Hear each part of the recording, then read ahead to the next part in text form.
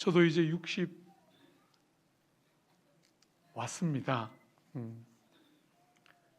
액면가는 한 70 정도 돼 보이죠. 예, 이제 60이에요.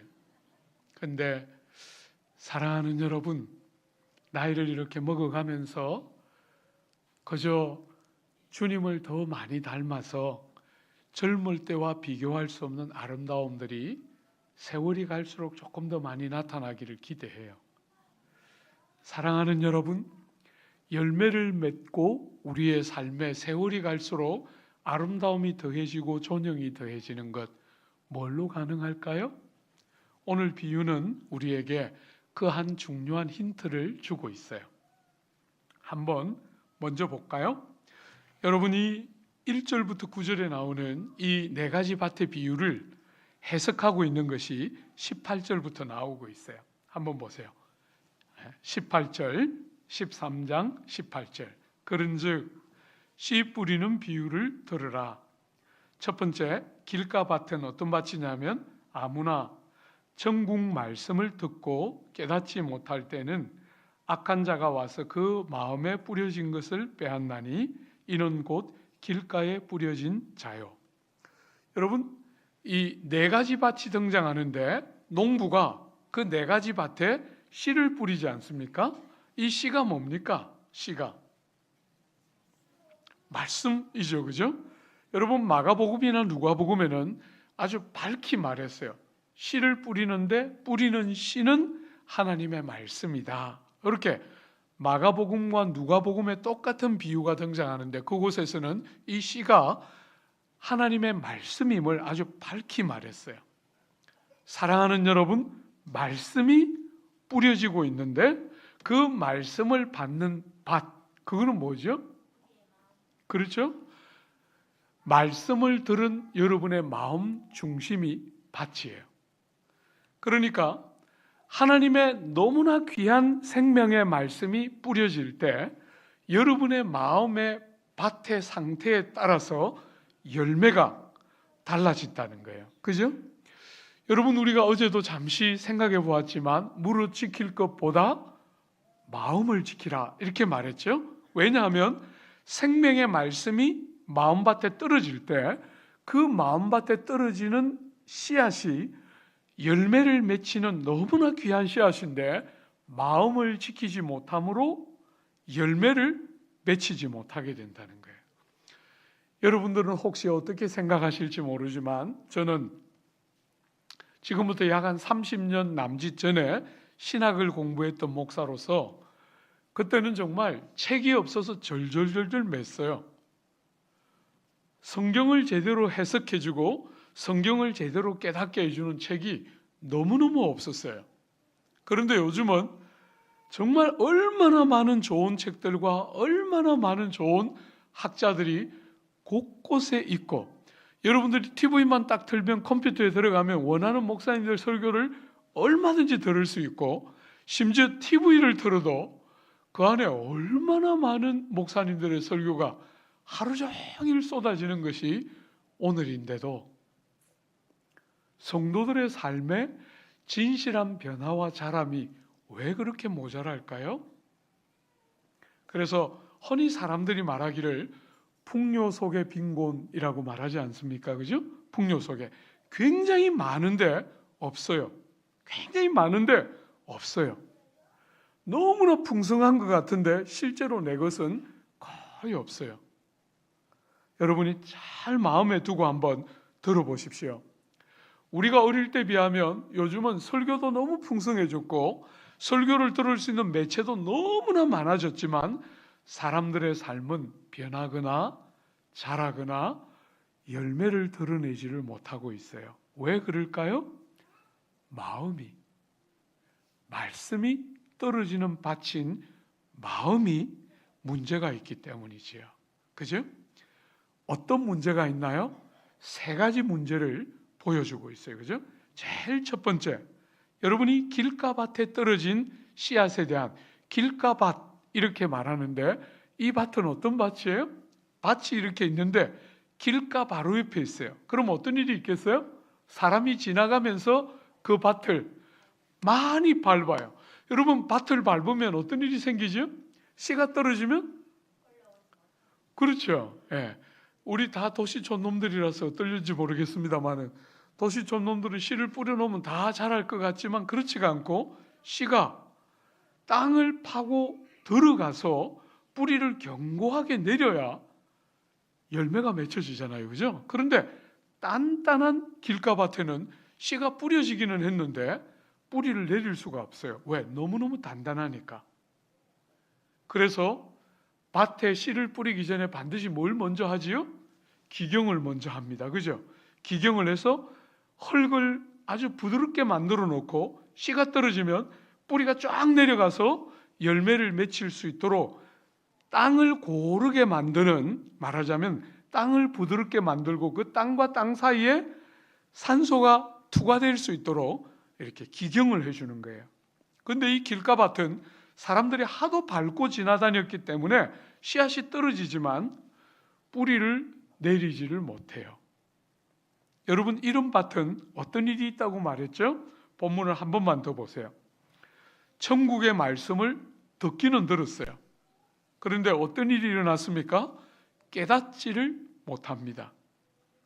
말씀을 듣기는 듣는데 이 말씀이 무슨 뜻인지를 몰라요.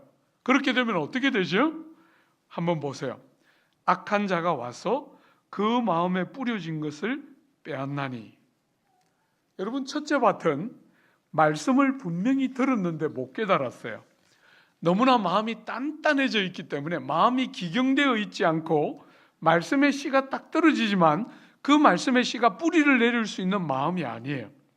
너무나 많은 사람들이 밟고 갔고 너무나 세상 사람들이 많이 그냥 생각하는 대로 말하는 대로 듣고 마음을 내어 맡겼기 때문에 마음이 단단해져 있어서 말씀이 떨어지지만 뿌리를 못 내리니까 악한 자가 와서 빼앗아 갔어요. 여러분, 새가 와서 물어갔다 이렇게 말했죠. 이 씨가 땅 속으로 이렇게 뿌리를 내리면서 단단하게 고정되지 않으니까 새들이 와서 씨를 바로 물고 가죠. 여러분, 다른 복음서 마가복음 4장에는 이렇게 아주 적나라하게 말했어요. 마귀가 즉시 와서 뿌려진 말씀을 빼앗아 갔다 이렇게 말했어요. 마귀가 즉시 와서 말씀을 못 깨달으니까 그 땅 위에 이렇게 굴러다니고 있는 씨를 마귀가 즉시 와서 빼앗아 가서 구원에 이르지 못하게 하였다는 거예요. 여러분, 누가복음에는 뭐라고 되어 있냐면 돌이켜 죄 사함을 받지 못하게 했다. 하나님의 말씀이 딱 떨어지면, 우리 마음밭에 떨어지면 깨달아서 어떻게 하죠? 아, 내가 그렇게 살지 말아야지, 이런 마음을 딱 주는데 이 말씀이 들리기는 들렸지만 깨달아지지 않고 그냥 땅 위에만 머물러 있으니까 악한 자가 와서 신속하게 빼앗아 가서 돌이켜 죄 사함을 받지 못하게 했다. 이렇게. 여러분, 죄 사함은 어떻게 받지요? 죄 사함은 깨닫고 자복하고 돌이키면 받아요. 여러분이 스스로 고행을 하거나 여러분이 스스로 공로를 쌓을 필요가 아무것도 없이 예수 이름을 믿으면 여러분들의 만 가지 죄가 예수의 공로 때문에 용서되는데 깨닫고 자백하고 돌이키면 되는데, 사랑하는 여러분, 말씀이 떨어질 때 마음밭이 너무 단단해서 못 깨닫는 거지. 여러분, 제가 목사로서 제일 행복한 순간이 언제냐면 돌아가시기 직전에 우리 교우들을 신방할 때예요. 여러분, 죽음을 목전에 놓고 있는 교우들을 신방 가면 목사로서 얼마나 행복한지 몰라요. 딱 들어가면 교우들이 막 얼마나 좋아하는지 몰라요. 여러분, 제가 월요일 날 대구에 내려와 가지고 화요일 날 점심 때 저기 미리네 아파트 신방 갔어요. 우리 권사님의 아버님이 이제 죽음 직전에 계셔가지고 급하게 신방 갔어요. 여러분, 그 아버님은 그 권사님, 제가 이화여대 대학을 다닐 때부터 제가 아주 사랑하고 아끼던 후배 권사님이신데 그분이 아버님이 이제 오늘 내일 하신다고 급하게 대구 내려왔는데 마침 제가 여러분 교회 집회 때문에 내려와 있어서 아버님 신방 갔어요. 평생 교회 한 번도 안 가신 어른이에요. 그 권사님이 그렇게 울면서 아버지 구원을 위해서 기도했는데도 끝까지 안 다니시다가 막판에 딱 결심하고 교회를 가야 되겠다 하실 때부터 병이 들어서 지금 이제 3주밖에 안 지났는데 급격하게 쇠약해져서 이제 걷지도 못하고 돌아가시기 직전이에요. 여러분, 저는 하나님께서 그 사람을 얼마나 사랑하시는지 돌아가시기 직전에 영혼들을 부르시는 아버지의 추수를 저는 굉장히 많이 경험해요. 평생을 복음하고 아무 관계없이 살았어요. 그리고 지금은 거의 콤마처럼 눈을 뜨면 금방 조시고 금방 주무시고 다시 눈 뜨면 또 금방 주무시고 하는데, 제가 2시에 신방 갔는데 그때부터 3시 조금 넘을 때까지 계속 눈을 뜨고 계셨어요. 그리고 저를 처음 보시거든요. 그 딸이야 저를 잘 아는 집이지만 처음 보시는데 그렇게 어린아이 같이 웃으시고, 참 복음을 믿고 받아들이는 선한 마음을 그 아버님 영혼에 돌아가시기 직전에 주셨구나 하는 것들이 생생하게 느껴질 만큼 그렇게 아버님이 행복해하는 거 제가 짧은 시간이지만 보고 왔어요. 사랑하는 여러분, 말씀이 깨달아지는 것은 여러분의 인생의 가장 위대한 일 중에 하나예요. 저는 대학 4년을 다니면서 제가 늘 하고 싶었던 것은 정치하는 거였어요. 정치. 여러분, 제가 서울의 대학을 진학해가지고 일주일에 2번씩 한 번도 안 빠지고 대학 4년 졸업할 때까지 했던 게 청와대 앞을 지나다니면서 제가 기도했어요. 정치 외교학 전공했거든요. 목사 될 생각 한 번도 해본 적 없습니다. 일주일에 2번씩 청와대 앞을 지나다니면서 하나님, 저 집에 들어가서 살게 해 주옵소서. 문지기 말고 주인 되고 싶습니다. 이러면서 늘 대통령 한번 해보고 싶었어요. 예수 잘 믿는 대통령, 그런 거 한번 해보고 싶었어요. 사랑하는 여러분, 젊은 시절 그렇게 열심히 정치를 꿈꾸며 살았는데 참 어느 순간에 성경을 읽어 나가면서 삶에 깊은 변화들이 만들어지기 시작했어요. 여러분, 제가 결심한 바가 있어가지고 대학 4년 다니는 동안 하루에 2시간씩 꾸준히 규칙적으로 성경을 읽었습니다. 정치 외교학을 전공하면서 정치가가 되고 싶어 하면서 예수 잘 믿는 정치가 한번 해보고 싶어서 성경을 하루에 2시간씩 읽었어요. 그래서 졸업할 때쯤 제가 정확하게 헤아려 보지는 않았지만 한 30독 정도 하고 제가 졸업했어요. 대학 4년. 사랑하는 여러분, 그 성경 읽기는 제 생을 바꾸어 놨어요.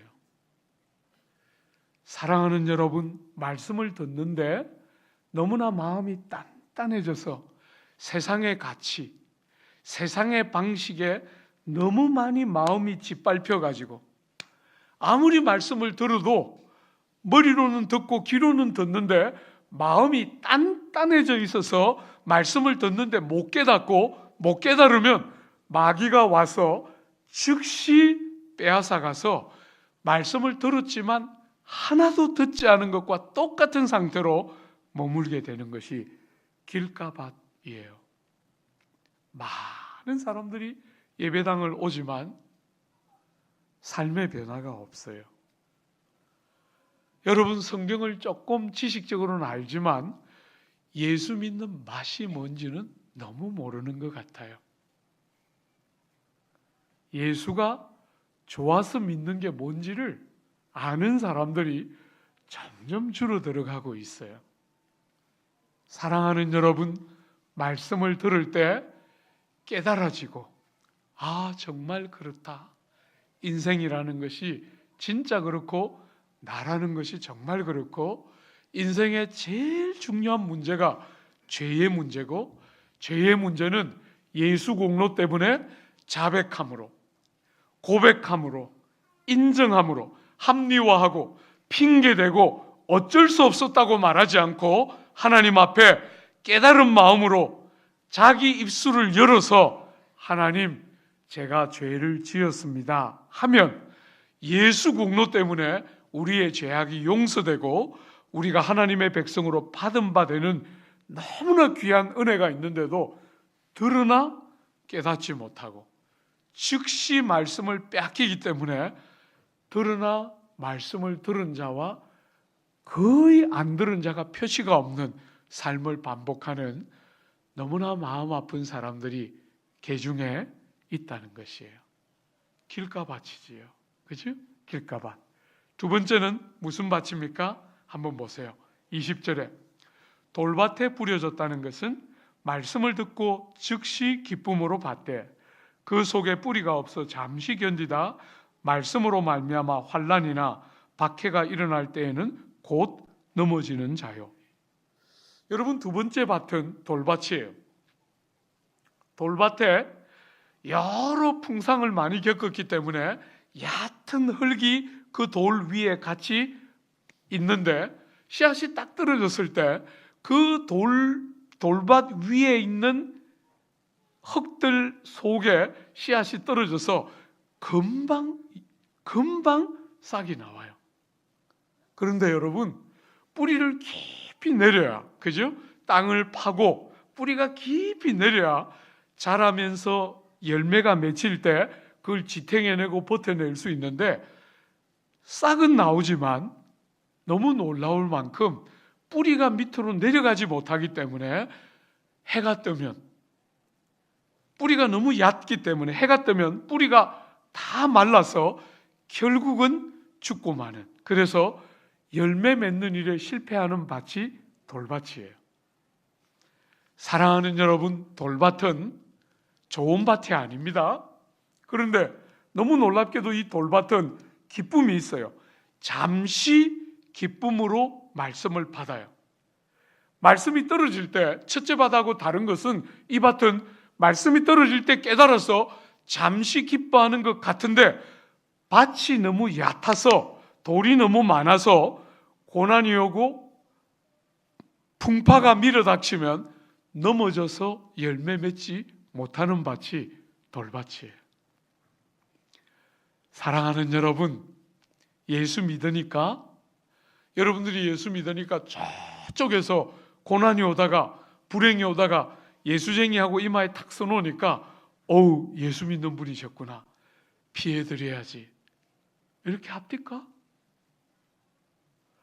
여러분, 예수 믿으면, 조국 교회가 제일 제가 볼 때 어리석다고 생각하는 것은 예수 믿으면 좋은 일만 있는 것처럼 생각해요. 그렇지 않습니다.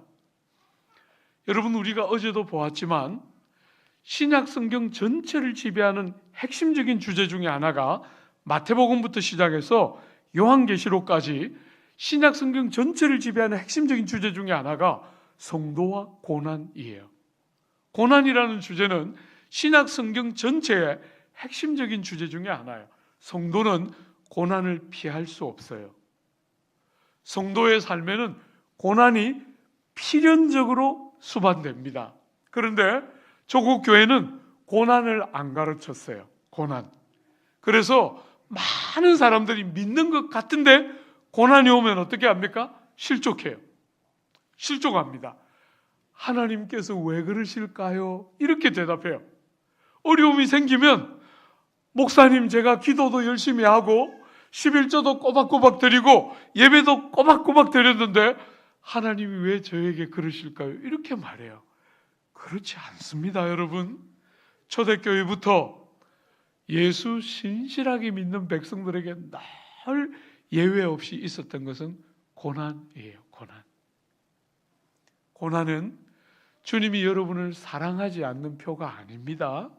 고난은 하나님의 사랑의 또 다른 중요한 얼굴이에요. 형통이 데려가 주지 못하는 지점에 여러분과 저를 데려가는 핵심적인 하나님의 방법이 고난과 질고예요. 아픔입니다. 여러분, 이 시대에 너무나 많은 부모들이 어리석어서 자녀들을 고생 모르는 자녀를 길러내고 싶어해요. 여러분, 그러면 정말 아이들은 아무것도 모르는, 자기밖에 모르는 아이들로 자라게 돼요. 고난은 필수입니다. 성도의 삶의 고난은 정말 면할 수 없는 경험인데도 조국 교회를 사는 너무나 많은 성도들이 고난을 만나면 넘어져요. 여러분, 좀 죄송합니다. 목사가 이런 말을 해서. 오늘 조국 교회 너무나 많은 목회자들이 성도들을 실망시키니까 후배들이, 동생들이 저에게 한 번씩 이야기해요. 목사님은 절대로 우리를 실망시키면 안 돼요. 끝까지 좀 잘 달려가 주세요. 동생들이 자꾸 그런 부탁해요. 그러면 제가 늘 말해요. 내 믿지 마라. 나도 나를 못 믿는데 네가 나한테 그렇게 말한다고 내가 삶을 제대로 살 자신 나한테 없다. 조국 교회는 많은 지도자들이 넘어지는 것을 우리가 보고 있어요. 그러면서 많은 사람들이 상처를 받고 교회도 못 믿겠고 목사도 못 믿겠고 이제 교회를 다니기는 하지만 공동체 안에 쑥 들어가는 거 이제 지긋지긋하고 또 상처받을까 두려워서 그냥 발만 담그고 예배당만 왔다 갔다 하는 신앙생활을 하고 싶어 해요. 사랑하는 여러분, 누가 제일 좋아하겠어요? 그렇게 예수 믿으면 마귀가 제일 좋아하지. 여러분이 그런 풍상을 겪으면서 여러분을 실망시키는 목회자들의 모습을 보고 중직자들의 모습을 보고 여러분이 믿었던 사람들이 여러분을 실망시키는 모습을 보면서 세상에 믿을 사람 아무도 없구나 이렇게 말하면 불신자와 성도가 뭐가 다른 거예요 도대체? 여러분들이 그렇게 여러분의 심령을 무너뜨리는 믿었던 훌륭한 목회자들이 무너질 때 여러분이 그때 인생의 허망함과 인생의 어찌할 수 없음과 변함없는 영원한 참된 우리의 목자이신 구주 예수에 대한 소망의 잣을 견고히 그분 위에 내리는 인생들 위에 우리의 기대와 소망을 두는 것이 아니라 호흡이 코에 붙어서 수에칠 가치도 없고 티끌이요 먼지에 불과한 인생들을 믿는 것이 아니라 우리의 진짜 목자이시요 구주이신 그분께 우리의 소망을 견고히 뿌리내리고 우리를 넘어뜨리고 실망시키는 사람들을 아끼고 불쌍히 여기고 사랑하고 믿어주고 지지해주는 다름이 있어야 할 거 아니에요. 오늘 조국교회의 수준을 이렇게 보고 있으면 너무 감각적이에요. 복음이 사람들에게 주는 용서가 그 정도 수준이라면 우리가 뭘 가지고 복음을 세상에 전할 수 있겠어요? 너무나 많은 사람들이 나를 실망시키니까 나도 내 원하는 대로 한다. 이런 방식으로 신앙생활을 해요. 그러면 안 됩니다. 그러면 안 됩니다. 최근에도 제가 너무 존경하고 사랑하던 한 선배가 넘어졌어요. 저는 평생 그분을 30년 이상 지켜보고 존경하고 배웠던 선배인데 넘어졌어요. 많은 조국교회 그분을 아는 분들이 비난하지만 저는 절대로 비난 못해요. 그분과 저에게 큰 차이가 없고 저도 너무나 많은 약함을 가지고 있는데도 하나님이 겨우 보호해 주셔서 문제가 안 드러났을 뿐이지 그분보다 낫다는 말 절대로 할 수 없어요. 그래서 그런 훌륭한 분들이 넘어질 때 저는 마음에 늘 몸부림치고 발부둥 쳐요. 예수 한 분 신뢰하고 인생은 믿을 이가 아무도 없고 아끼고 불쌍히 여기고 사랑하고 받아내고 함께 울고 함께 아파하면서 그가 낙심하지 않고 끝까지 그 믿음의 경주를 그런 실패를 안고서라도 잘 달려갈 수 있도록 붙들어 주는 거 외에 뭘 할 수 있어요? 여러분이 자식을 기르면서 보지 않습니까? 제가 보면 10살만 넘으면 부모들이 이제 자식들을 위해서 해줄 수 있는 일이 거의 없어요. 여러분 10살이 넘고 20살이 되고 하면 이제 잔소리를 하면 할수록 멀리 튕겨나가요. 믿어주고 기다려주고 지지해주고 붙들어주고. 제가 늘 그렇게 설교하면 우리 성도들이 말해요. 목사님, 지금 내 자식이 뻔하게 불 보듯이 뻔하게 안 좋은 길을 가는데 어떻게 믿어주나요? 여러분, 우리 자식을 보면 못 믿어주죠. 그런데 하나님이 살아계시잖아요. 자식을 믿어주라는 게 아니에요. 믿을 만한 인생이 누가 있나요? 인생 중에 자식을 예수 때문에 믿는 것이지요. 하나님의 신실함이 변함없기 때문에. 여러분이 아버지 앞에 예수의 이름으로 구한 간구가 땅에 떨어지지 않을 줄 알기 때문에. 자식들이 지금 당장에 좀 엉뚱한 길을 가는 것 같아도 주님 앞에 눈물 흘리면서 구했던 어머니의 기도가 땅에 하나도 안 떨어지는 줄 알기 때문에 믿고 버티는 것이지요. 오늘 사랑하는 여러분, 너무나 많은 사람들이 고난을 만나고 고통스러운 사실을 만나고 실망스러운 일을 만나면 넘어집니다. 그리고 나는 저 사람 때문에 넘어지는 게 정당하다고 생각하고 자기의 믿음의 반석이 주초가 어디에 놓여져 있는지를 다시 보고 정말 어리석은 인생들에게 소망을 두지 않고 구주께 소망을 견고히 두는 게 뭔지를 배우려고 하지 않고 인생을 탓하면서 썸뿌리를 얼마나 만들어내는 게 오늘 이 시대의 신앙생활이에요. 그러면 안 됩니다. 그러면 안 됩니다. 우리는 그렇게 예수 믿는 사람들이 아니에요. 사랑하는 여러분, 조국 교회에 여러분을 아프게 하는 분들이 나올 때 잘 견뎌내고 하나님께 우리의 주초를 견고히 두면서 하나님의 역사를 기다리고 납작 엎드려서 하나님의 긍휼과 자비 외에는 우리가 살아날 것이 아무것도 없는 줄 알고 사람을 비난하고 욕하는 분노가 가득한 마음으로 무슨 일을 하겠어요? 하나님 앞에 납작 엎드려서 하나님의 자비와 긍휼을 기다리고 그 백성들에게 자비하시고 긍휼하시기를 쉬지 않으시는 아버지야말로 우리의 소망이란 사실을 그 고난 앞에서 봐야 할 거 아니에요. 여러분, 저는 시편 23편 참 좋아해요. 제가 20대 때, 여러분 좀 죄송합니다. 제 개인 이야기를 해서 제가 20대 때 나이 5에 아버지 어머니 이혼해서 평생 같이 살다가 초등학교 5학년 때 새어머니가 들어오셨어요. 저를 낳아주지 않고 길러주신 좋은 새어머니가 들어오셨는데 그 새어머니가 제 나이 23살 때 아버지랑 또 이혼을 했어요. 여러분, 그 나이 때 제가 그 23, 24 이렇게 될 때 그 가정에 아버지와 어머니가 이혼하면서 제 삶에 너무나 많은 게 한순간에 다 사라졌어요. 어머니 없어져 버렸죠. 아버지 어머니 이혼했으니까. 그죠? 제가 사랑하던 여자친구가 있었는데 지금 아내인데 그 집안에서 부모님이 이혼한 것 듣고 데려가 버렸어요. 나는 당신 같은 집안에 우리 딸 못 준다 하고 데려가 버렸어요.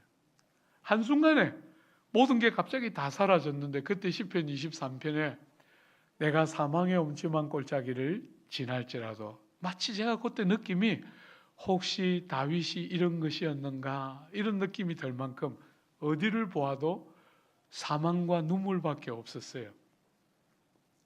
근데 여러분, 그 시편 23편 한번 잘 보세요.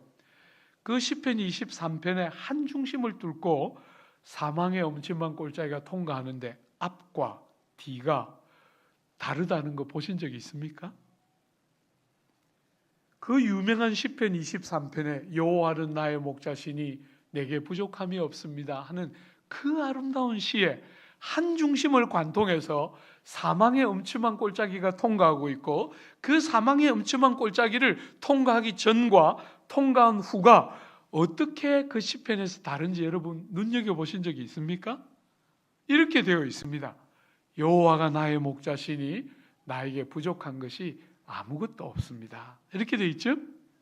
사망의 엄침한 골짜기를 딱 통과하면 주께서 원수들의 목전에서 내게 상을 베푸시니 뭐라고 되어 있죠? 내 잔이 넘치나이다. 사랑하는 여러분, 그 사망의 음침한 골짜기를 통과하기 전에 뭐가 있었습니까? 여호와가 목자이시기 때문에 부족함이 없었어요. 그때도 정말 은혜가 있었고 복됨이 있었죠. 근데 사망의 음침한 골짜기를 통과하고 나니까 어떤 변화가 왔습니까? 부족함이 없는 정도가 아닙니다. 내 잔이 넘치나이다. 차이가 보이십니까? 사랑하는 여러분, 예수 믿는 성도인 여러분과 저의 삶에 고난이 면해지거나 고난이 제거되거나 하는 것이 아닙니다. 고난이 있는데 그 불행 같아 보이는 고난을 전능하신 여호와께서 아들 하나님 십자가에 못 박아 죽이신 그 놀라운 권능의 손을 가지고 그 불행 같아 보이는 우리 생의 경험들을 그 아버지의 자비하시고 긍휼하신 손으로 그 불행을 붙들어서 어떻게 해요? 복으로 바꿔내지 않고는 견딜 수 없어 하시는 아버지의 역사. 그래서 여러분이 로마서 8장에 있는 것처럼 합력하여 선이 이루어지고야만은, 그죠? 저는 과거에 그것을 그냥 막연하게 해석했어요. 이 땅에 많은 고난이 우리의 삶에 있지만 하나님이 어쨌든지 합쳐서 좋은 결과를 주신다, 그렇게 막연하게 생각했는데 이제는 그렇게 그 본문 해석하지 않아요. 고난을 통과하는 순간조차도 그 안에서 최고로 좋은 것으로 바꿔내지 않으면 견디지 못하시는 우리 아버지. 그래서 땅에 붙어있는 인간의 욕망과 사람에 대한 욕심, 세상에 붙은 욕망 다 불태워지지만 아버지에 대한 생생한 기대가 살아서 꿈틀거리면서 고난이 불행으로 끝나지 않고 여러분과 제 삶에 형통이 줄 수 없는 정결하고 참된 신앙의 정수 같은 고난의 용광로를 통과하면서 정금같이 빚어지는 형용할 수 없는 복이 하나님의 백성들에게 주어지는데, 너무나 어리석게도 이 돌박 같은 사람은 너무나 어리석게도 고난 때문에 엎어지는 거예요. 핍박 때문에 엎어지는 것입니다. 사람들이 우리를 실족시키니까 그 실족시키는 것 때문에 합리화하면서 엎어집니다. 그래서 믿음이 있는 것 같아 보이지만, 잠시 기뻐하는 것 같아 보이지만 실제로는 진짜 믿음이 아니고 너무나 메마른 지성주의이거나 아니면 너무나 피상적인 감상주의이거나 일시적인 믿음에 불과한 믿음, 그런 것은 진짜 믿음이 아니지요. 고난을 통과해 보면 진짜인지 가짜인지가 나오는 거예요. 사랑하는 여러분, 고난 앞에 어떻게 하고 있습니까? 제가 지금 섬기고 있는 교회에 너무너무 사랑스러운 아이가 하나 있는데, 아이가 아니라 어른이죠. 애 둘 낳은 애기 엄마인데 그 녀석이 한 번은 저에게 편지를 썼어요. 여러분, 아이가 둘째가 태어났는데 선천적으로 시력의 장애를 갖고 태어났어요. 앞을 못 봅니다.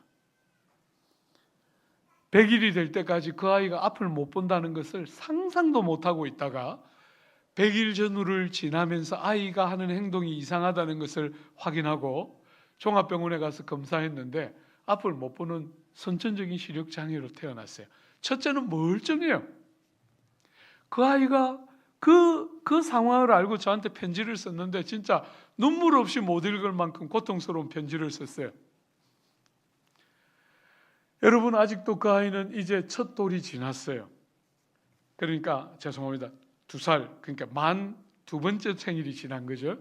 첫 돌 때 제가 그 아이 가서 돌잔치 했습니다. 여러분, 저는 돌잔치 같은 데는 안 갑니다. 담임 목사로서 그거 쫓아다니면 정신이 없기 때문에 돌잔치는 아예 안 가는데 그 아이한테는 갔어요. 장애를 가지고 태어나고 온 가족이 그 아이 때문에 너무너무 많이 울었던 가정이기 때문에 그 돌잔치 때 제가 갔어요. 그리고 제가 설교했어요. 나는 이 아이가 이 가정에 누구보다도 더 큰 복의 근원이 될 줄 난 틀림없이 믿는다. 그런 설교했어요. 여러분 아직까지도 이제 2돌 지났으니까 앞으로 그 아이가 헤쳐나가고 그 엄마와 아빠와 가정이 헤쳐나갈 고난은 아직도 첩첩산중이에요. 그런데도 저는 믿고 있어요. 실패하지 않으시는 하나님께서 장애가 있는 아이를 가진 것이 세상의 눈으로 보면 부모의 죄인지 그 아이의 죄인지 이런 것이나 논하고 있지만 우리는 하나님이 영광을 위하여 측량할 수 없는 아버지의 신묘막측한 사랑 안에서 그런 불행이 왔을 줄 믿기 때문에 우리는 고난을 그렇게 보지 않아요. 그리고 여러분, 그 할아버지와 할머니, 그 아이의 할아버지와 할머니는 제가 딱 보면 세상적으로 굉장히 좋은 사람이에요. 성공한 사람이죠. 좋은 대학을 나왔고 좋은 직장을 다녀서 돈이 무지막지 많고 그 비싼 강남의 아파트, 대골 같은 아파트에 살고 있는 분들이에요. 그런데 믿음은 거의 없어요. 딱 보면 보이잖아요. 네. 그죠? 딱 보면 날라리 이렇게 딱 써놨잖아요. 딱 보였어요. 근데 여러분 요즘은 제가 그분들 보면요 정말 기쁨이 넘쳐요. 제 영혼에 최고예요. 여러분 교회보다 저희 교회는 조금 더 크거든요. 근데 그 수많은 성도들 중에서 그 2분은 최고예요. 할아버지 할머니. 영혼이 살아나는 게 보여요. 인생의 눈에 보일 때 고난 같지만 선하신 하나님은 절대로 그렇게 하지 않아요. 여러분의 믿음의 근육을 연단시켜 내시고 보일 것이 없고 붙들 것이 없기 때문에 믿음으로 하나님을 의지하고 하나님을 신뢰하는 믿음의 근육들을 만들어내 놓고 나면 하나님이 하실 역사를 저는 기대해요. 주 안에 사랑하는 여러분, 2번째 마음밭처럼 너무나 어리석게 고난과 핍박과 불행 같아 보이는 삶의 자리 앞에 엎어져 있는 사람들이 있습니까? 여러분, 우리 교회가 적지 않은 규모의 교회인데 그 교회에 25명 정도의 은혜부 아이들이 있습니다. 은혜부 아이. 여러분, 저희 교회가 강남 한복판에 있는 교회인데 그 부자 동네에 은혜부라는 정서와 지체, 중복 장애를 앓고 있는 25명 정도의 우리 정서 지체 장애 아들이 있습니다. 우리 교회 안에 온갖 사람들이 다 사랑스럽고 귀하지만 저는 제가 섬기는 교회 안에 그 아이들이 있다는 것보다 더 큰 자랑과 기쁨은 없어요. 25명인데 교사는 50명이 넘습니다. 1인당 2명씩 교사가 붙어 있습니다. 사람들은 다 부모조차도 그 아이를 떳떳하게 내놓지 못하지만 저는 생각이 다릅니다, 여러분. 하나님께서 그 중복장애를 가지고 나이는 적지 않은 아이들이 어린애보다 못한 행실들을 하고 예배를 같이 드리면 1년에 몇 차례는 예배를 같이 드리는데 일어나서 예배당을 활보합니다. 제가 이렇게 딱 오니까 우리 담임 목사님이 저보고 이야기했어요. 우리 아이들 데리고 와서 아이들이 막 다니면서 소리 지를지 모르니까 목사님 놀라지 마시고 잘 예쁘게 받아주세요 이랬는데 뭐 다니는 애들도 없고 소리도 안 지르고 우리 은혜부 애들은 다닙니다. 제가 이렇게 설교하는데 앞으로 나와서 제 손을 잡고 뺨도 만지고 들어가요. 사랑하는 여러분, 그런 아이들이 있다는 게 얼마나 기쁜지 모르겠어요. 부모들이 그 아이가 있다는 사실도 말하지 않던 부모들이 아이를 데리고 교회를 옵니다. 최고의 기쁨 중에 하나예요. 최고의 기쁨. 하나님은 실패하는 분이 아니세요. 인생의 얄팍한 눈을 가지고 세상의 그 어리석고 어처구니 없는 잣대를 가지고 사람을 아무렇게나 변론하고 금수저가 어떻고 흙수저가 어떻고 하면서 사람들의 심령을 막 무너뜨려 놓는 이런 어리석은 시대에 살아계신 하나님을 신뢰하는 백성처럼 운명이나 부모의 어떤 능력이나 이런 것으로 우리 미래가 달려있다고 믿지 않고 하나님께 정말 선하셔서 자기 하나밖에 없는 아들 하나님 십자가에 내어주기를 주저하지 않으셨던 그 하나님을 믿는 그 하나님 때문에 우리 인생이 어떻게 다를 줄 신뢰할 줄 아는 믿음의 싸움들이 있어야 할 거 아니에요. 그지요? 고난 앞에 넘어지면 안 됩니다. 딱 버티고 하나님 앞에 좀 잘 버티고 서면 생각할 수 없는 길을 열지요. 여러분, 제가 외동아들이에요. 우리 아버지 외동아들인데, 그 아버지 제가 대학을 졸업할 때 좀 환갑이 넘으신 분이셨기 때문에 저는 당연히 군대를 안 갈 줄 알았는데, 나이 28에 난데없이 영장을 받았습니다. 우리가 오래 기다렸다, 이렇게 국방부에서 편지가 왔어요. 그래서 28의 나이에 강원도 양구에 육군 이등병을 달고 군생활 시작했습니다. 여러분, 그때 제가 결혼해서 아내도 있었고 이미 안수받은 목사였어요.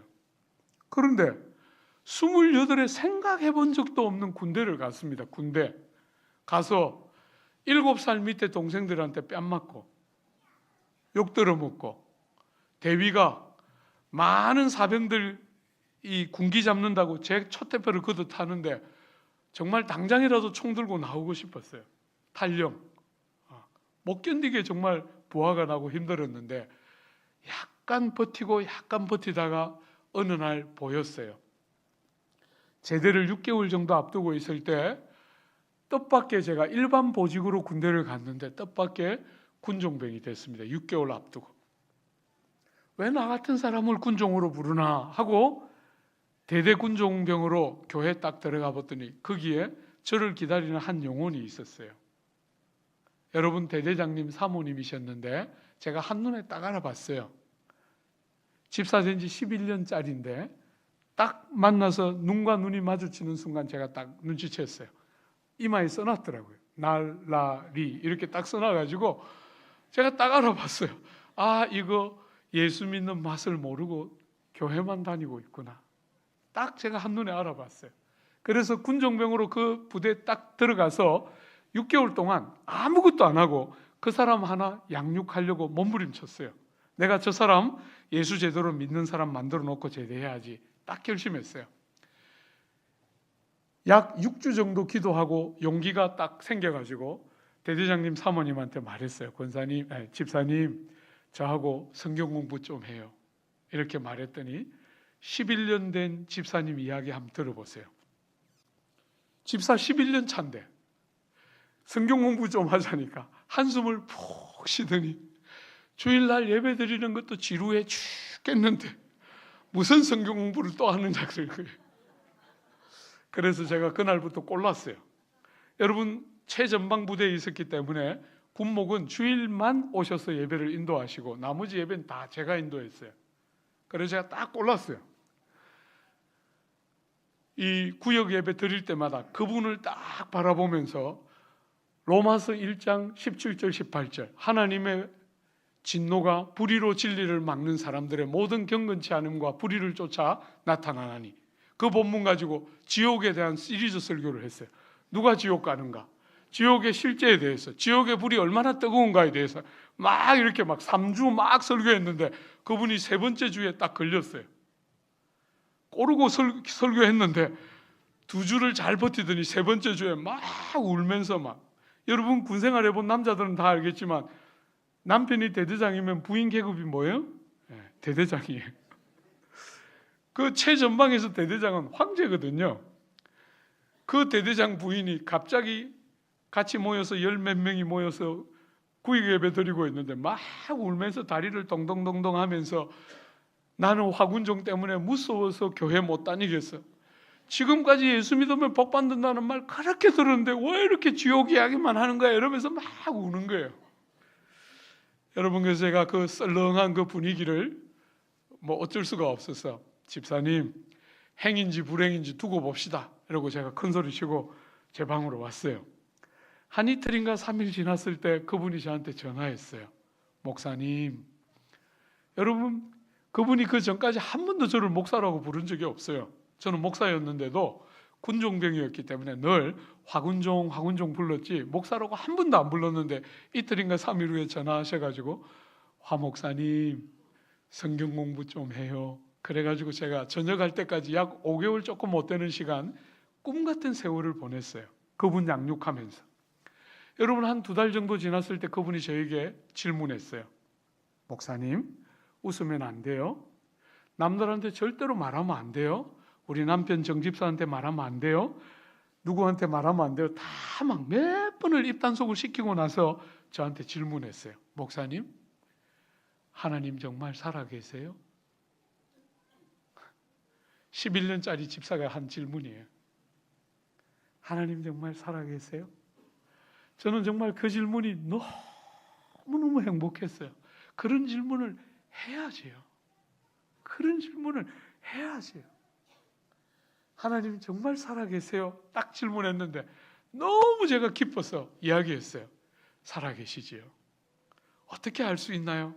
사람들은 눈으로 보면 알고 손으로 보면 아는 것처럼 생각하지만 그것보다 더 확실하게 믿고 아는 길이 있어요. 그게 뭐예요? 성령이 살아계시고 성령이 우리 속에 확증을 주실 때는 눈으로 보는 것과 비할 바 없는, 손으로 만지는 것과 비교할 수 없는 너무나 견고한 증거로 우리의 영혼 속에 주시지요. 제가 그렇게 말했는데 나 그거 뭔지는 모르겠지만 그거 갖고 싶어요. 그렇게 하시다가 견고히 믿음에 서는 거 못 보고 제가 제대했어요. 참 원하는 만큼 빨리 안 믿어지더라고요. 계속 머무르시고 고민하다가 저는 먼저 전역했는데 전역한 지 한 2달 정도 됐을 때 이른 새벽에 5시 조금 넘은 시간에 한 분이 전화를 했어요. 목이 다 쉰 채로 한 분이 전화를 했는데 첫 마디가 이거예요. 목사님, 제 목소리 어때요?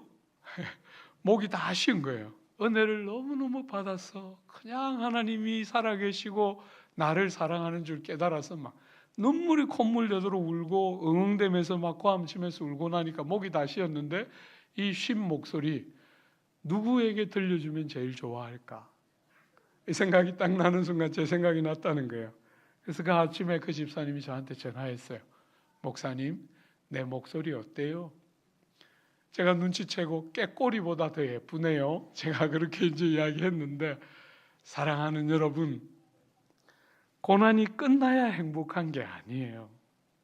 고난을 통과하고 있는데 성령이 우리의 마음에 하늘 문을 여시고 우리가 가는 이 길에 그분이 같이 계시고 그분이 보고 계시고 그분이 알고 계시면서 고난을 주신다 할 때 여러분, 고난이면 당연히 넘어지는 게 아니에요. 고난이 있는데도 희한하게 더 정금같이 믿음이 자라면서 하나님을 사랑하고 의지하는 생명 같은 믿음이 온전해지는 영광을 누리게 되지요. 2번째 밭 같이 되면 안 됩니다. 고난, 여러분들에게 은혜를 여는 또 다른 문이 되도록 믿음의 근육들을 연단해내는 도구로 활용할 줄 알아야 해요. 3번째 밭이 무엇입니까? 여러분, 22절 같이 한번 읽어볼까요? 22절, 가시떨기에 뿌려졌다는 것은 말씀을 들으나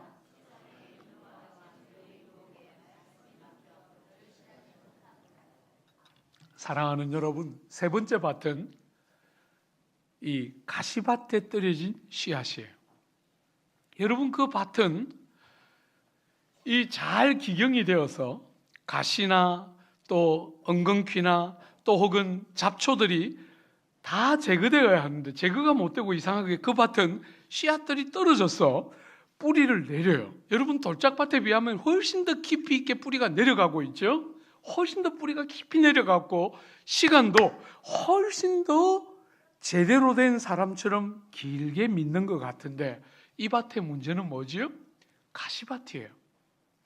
여러분, 이 가시밭은 뭘 지금 말한다고 말했죠? 세상의 염려, 재물의 유혹. 여러분, 이 세상을 살아가는 동안 쾌락에 대한 욕망, 이런 것들이 가시밭으로 상징되죠. 여러분이 예수의 말씀을 듣고 그 하나님의 귀한 말씀이 뿌리를 깊이 여러분의 마음 중심을 관통하고 깊이 뿌리를 내려서 여러분의 속사람을 새롭게 빚어내고 여러분의 인격과 삶과 표정과 가치와 행실을 다 바꾸어 내도록 말씀이 깊이 뿌리를 내려야 되는데 뿌리를 잘 내리는 것 같은데 이 땅을 살아가는 여러분과 저에게 어려움이 하나 옵니다. 그게 뭡니까?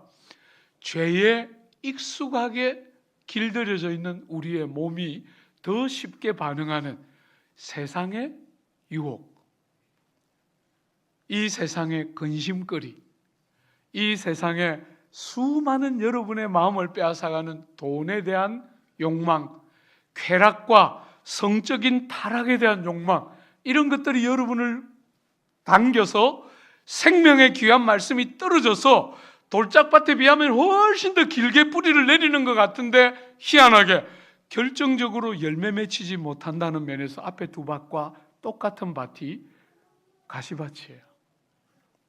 사랑하는 여러분, 저는 목사로서 성도들에게 생명의 말씀을 부지런히 가르치느라고 가르치는데도 얼마나 많은 부모들이 목사님, 저는 고생하는 거 괜찮아요.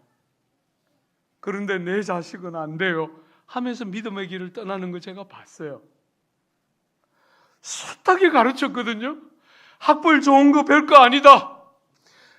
예수 잘 믿는 것보다 더 중요한 거 없다고 숱하게 가르쳤는데도 아이들이 초등학교 들어가고 중등학교 들어가면 주일날 예배도 못 오게 해요. 가서 학원 다니고 가요 공부하고 하면서 좋은 대학 넣으려고 부모들이 좋은 대학을 들어가고 나서 마음껏 신앙생활 할 수 있다고 생각하는 거예요. 여러분, 저는 숱하게 오랫동안 젊은이들 사역을 해왔던 목사인데 좋은 대학 들어가고 나서 신앙생활 잘 합니까? 그렇게 하지 않습니다. 대부분은 좋은 대학 들어가고 나면 엄마 아버지의 신앙의 가짜를 보았기 때문에 믿음에도 결국 세상의 유혹 앞에 넘어지는 엄마 아빠를 봤기 때문에 신앙에 대해서 냉소적이고 콧방귀를 뀌고 믿음으로 돌아오려고 하지 않습니다. 30대와 40대 인생의 황금 같은 시간을 전부 교회 바깥에서 보내고 노년에라도 돌아오면 그건 말할 수 없이 기쁨이지만 인생의 황금 같은 30대, 40대는 주님과 아무 관계없이 사는 너무나 많은 2세대들을 저는 보고 있습니다. 여러분, 세상의 유혹과 재리에 대한 욕망과 쾌락과 탐욕과 정욕을 들쑤셔대는 이 세상에 생명의 말씀을 딱 붙들고 버텨내고 이겨내고 말씀 앞에 순종하기 위해서 세상을 내려놓고 포기하려고 하지 않고 세상을 절대로 포기하지 않고 말씀도 포기할 수 없다 그러면서 둘 다를 붙들고 있는 것이 세 번째 밭이지요. 그죠? 그래서 두 마음을 품은 자들이에요. 이 세 번째 밭은 두 마음을 품고 있습니다. 여러분, 한 번씩 하나님은 여러분과 저에게 요구하세요. 너가 정말 세상과 나중에 누구를 선택하는지 한번 보고 싶다 하고 아브라함에게도 하나님이 이삭을 가지고 시험하셨지 않습니까? 저울에 이렇게 대보셨어요. 그리고 아브라함이 이삭을 아낌없이 드리자 주님이 말씀하시기를 내가 과연 네가 나를 사랑하는 줄 이제야 알겠다 이렇게 말씀하셨어요. 그죠? 이전에 몰랐다는 게 아니잖아요. 그렇게 삶의 구체적인 자리에서 시험해 보시고 여러분들이 정말 말씀 때문에 생명의 말씀 때문에 어떤 대가의 지불도 아까워하지 않고 내 자식의 미래가 때로는 망가지는 것 같아도 하나님 앞에 딱 주일 성수하고 여러분 저는 우리 교우들에게 늘 요구하는 거 있어요. 주일에 좀 생명 걸어라. 그냥 여행 다닌다고 주일 그냥 밥 먹듯이 빠지고 오늘 그냥 여행에 그냥 바람이 나가지고 그냥 주일 빠지는 걸 예사로 생각하고 여러분 제가 옥스퍼드에서 목회하는데 너무나 많은 서울의 유수왕 교회 집사님들이 옥스퍼드에 1년씩 다녀가셨는데 그분들이 자주 저에게 이렇게 말했어요. 목사님 영국까지 왔는데 프랑스도 가서 봐야 되겠고 헝가리도 봐야 되겠고 다뉴브 강도 봐야 되겠고 손도 한번 넣어봐야 되겠고 그래서 평일날은 다 해야 될 프로젝트들이 있으니까 못 가고 주말에 가서 2박 3일 3박 4일 있다 오겠습니다. 다 이렇게 말했어요. 여러분 제가 이렇게 잘 웃지만 속으면 안 된다 그랬죠? 제가 얼마나 독종입니까 여러분? 그런 말 하면 제가 앞에서는 말 안 하지만 단에 서서 이야기했어요. 주일 빠지고 유럽 가는 것들 화 있을진저. 예. 비행기 타면 1시간밖에 안 걸리는데 그거 돈 좀 쓰면 되는데 비행기 타고 와서 예배 드리고 다시 가면 되는데 왜 주일날 그렇게 여행 가려고 하냐? 제가 막 혼내면서 그냥 프랑스 갔다가 비행기 타고 와서 예배 드리고 다시 프랑스 가라. 아무리 설교해도 그렇게 하는 사람 거의 없었어요. 그렇지만 여러분, 저는 정말 그렇게 하는 사람 나오기를 원했어요. 좀 생명 걸고 예수 믿어야 할 거 아니에요. 그냥 핑계만 생기면 그냥 예사로 주일 빠지고, 그런 부모들을 보고 자라는 자녀들이 뭐 배우겠어요? 사랑하는 여러분, 여러분들의 삶에 세상이 좋아서 믿음은 포기할 수 없지만 세상도 포기할 수 없습니다, 이런 사람들이 있으면 좀 내려놔요. 세상 뭐 있습니까? 여기 저보다 형님 누님들도 계신데 죄송하지만 이젠 좀 자유롭게 말할 수 있어요. 저도 약간 인생이 보입니다. 사랑하는 여러분, 가진다고 여러분이 진짜 행복해집니까? 남들이 다 부러워하는 신분에 가면 여러분 진짜 만족이 있습니까? 그런 건 다 헛개비잖아요. 그죠? 인생은 가져도 채워지지 않고 남들이 다 존경하는 성취를 해도 여러분의 영혼에 참 만족은 없어요. 하나님 형상과 모양대로 지어졌기 때문에 여러분이 하나님을 기뻐하는 게 뭔지를 배우기 전까지는 진실한 희락과 기쁨은 없어요. 근데 세상은 끝없이 하나님 없는 세상을 전제하기 때문에 돈이 더 많으면 행복하다, 이렇게 가르쳐요.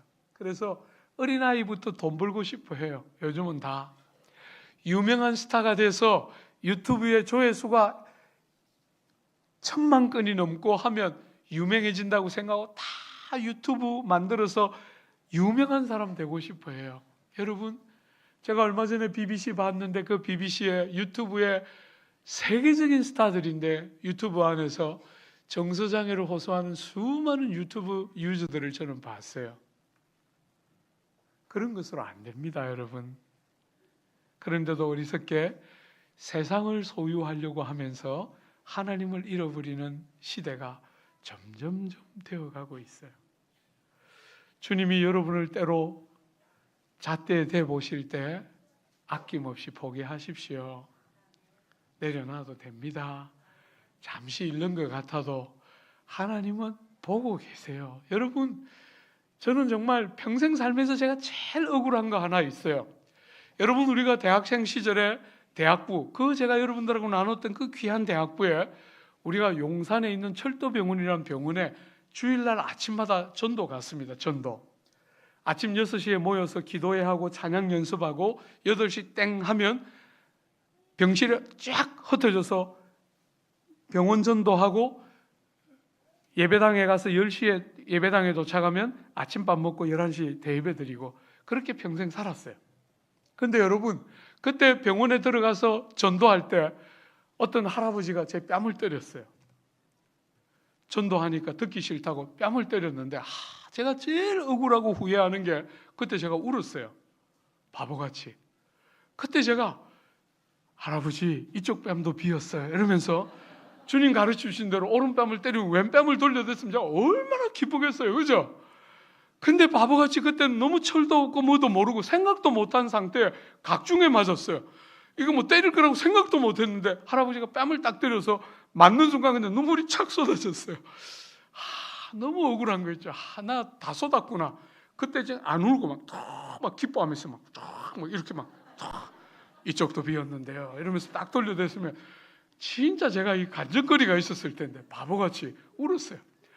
제가 우니까 그 할아버지가 너무 미안해가지고 다음 주일날 예배당에 왔어요. 예배당에 와가지고 예배를 마치고 저를 데리고 가서 영계백숙을 사줬어요. 그거 내가 안 얻어먹었어야 됐는데 다 쏟았잖아요. 그죠? 바보같이. 그때 뺨 맞고 영계백숙 안 얻어먹고 괜찮습니다 할아버지, 다음 주 한 번만 더 와주시면 돼요. 이랬으면 제가 얼마나 하나님 앞에 딱 섰을 때 영계백숙 이러면서 하나님 앞에 내가 할 말이 있을 텐데 다 얻어먹었어요. 너무 아쉬운 거 있죠. 여러분, 우리가 주님 앞에 가서 여러분 뭐 내놓을 거예요? 여러분 뭐 잘한 거, 큰 대궐 같은 집에 산 거, 좋은 차 타고 다닌 거, 그거 주님 나라에 내놔서 무슨 자랑거리가 되겠어요? 주 위하여 고난받은 것보다 더 큰 기쁨이 뭐가 있겠어요? 주님 말씀 순종하기 위해서 이 땅에 사람들이 말하는, 그렇게 가야 된다고 말하는 그 길 내려놓고 말씀에 순종한 것보다 더 큰 자랑과 위로가 그날에 뭐가 있겠어요? 오른뺨 맞았을 때 억울해하지 않고 왼뺨 돌려대고, 오리를 가자 할 때 심리를 같이 가고, 전혀 사람들이 생각하지 못했던 예수 믿는 사람의 반응을 드러내며 사는 것보다 더 큰 희락이 그날 뭐가 있겠어요? 세상 때문에 말씀을 포기하는 이 어리석은 사람이 가시밭이에요. 가시밭. 세상 때문에 말씀 포기하면 안 됩니다. 말씀 때문에 세상 내려놓는 것이죠. 그죠? 천천히 가고 돌아가고 안 되는 길을 가고, 사람들이 말하는 빠른 길 가는 것이 아니라 돌아가고 안 되는 길 가고. 여러분, 선착하는 것은 빨리 달리는 자가 선착하는 게 아니에요. 주님 방식으로 달리는 자가 제일 먼저 도착하게 되어 있어요. 세상은 주님이 통치하는 세상이잖아요. 말씀에 순종하기를 주저하지 마십시오. 마지막 네 번째, 여러분, 주님이 여러분과 저에게 기대하는 핵심이 뭡니까? 열매를 맺는 밭의 특징이 뭐지요? 한번 보십시오. 여러분, 23절입니다. 같이 한 번만 읽어볼까요? 좋은 땅에 뿌려졌다는 것은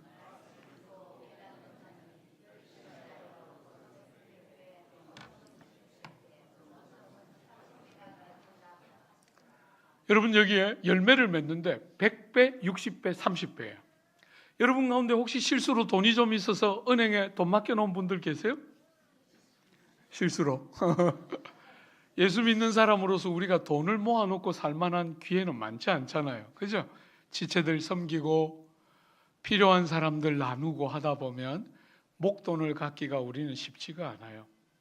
그런데도 혹시나 열심히 잘 흘려보냈는데도 너무 많이 주셔서 혹시나 처분이 안 돼서 은행에 넣어놓은 분 계십니까?